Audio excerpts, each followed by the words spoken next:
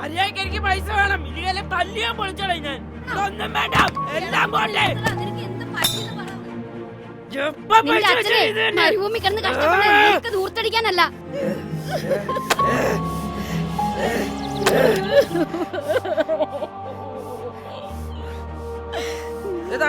ഒറ്റടിക്കാൻ തീർക്കും ഞാൻ, അറിയോ? എനിക്ക് പൈസ വേണം, എനിക്ക് വീട്ടിൽ പൈസ വേണം.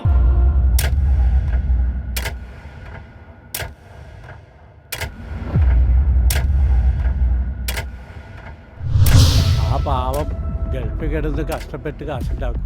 ഒരേ ഒരു മകനാ.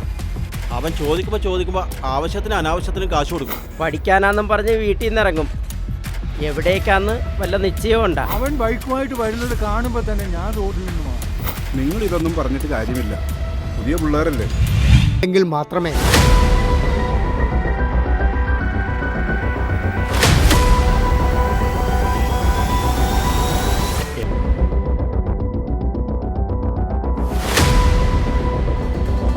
ഒരാഴ്ചക്കിടെ സംസ്ഥാനത്ത് റിപ്പോർട്ട് ചെയ്യപ്പെടുന്ന മൂന്നാമത്തെ മരണമാണ് ഇത്. പാലക്കാട്ട് കഞ്ചാവും ലഹരി ഗുളികകളുമായി എഞ്ചിനീയറിംഗ് വിദ്യാർത്ഥികൾ പിടിയിലായി.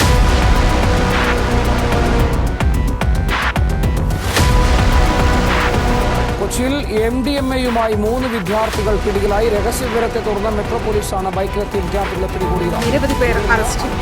ഇനിയും വ്യാപകമായ തോതിൽ തിരച്ചിൽ നടത്തുന്നു.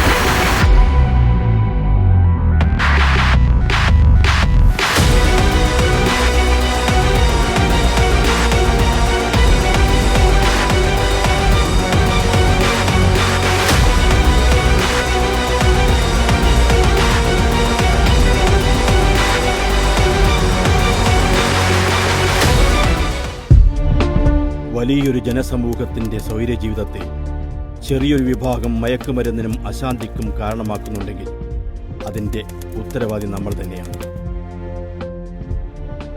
അനീതിയോട് പ്രതികരിക്കാതെ മുഖം തിരിക്കുന്ന നമ്മുടെ സ്വാർത്ഥതയും അടിമത്ത മനോഭാവവും. 10,000-ൽ താഴെ ബ്രിട്ടീഷുകാർ 30 കോടിയോളം ഇന്ത്യക്കാരെ വർഷങ്ങളോളം അടിമകളാക്കി വച്ച ചരിത്രം നാം മറക്കരുത്. മയക്കുമരുന്നുകാരനെയും ഗുണ്ടയെയും കള്ളക്കടത്തുകാരനെയും തീവ്രവാദിയെയും വളരാൻ അനുവദിച്ചത് നമ്മുടെ അനീതിക്കെതിരെയുള്ള സ്വാർത്ഥമായ മുഖംതിരിക്കലും അടിമത്ത മനോഭാവം തന്നെയാണ്. കൂട്ടമായി പ്രതികരിക്കുക, കൂട്ടമായി തുടച്ചു നീക്കുക തിന്മകളെ.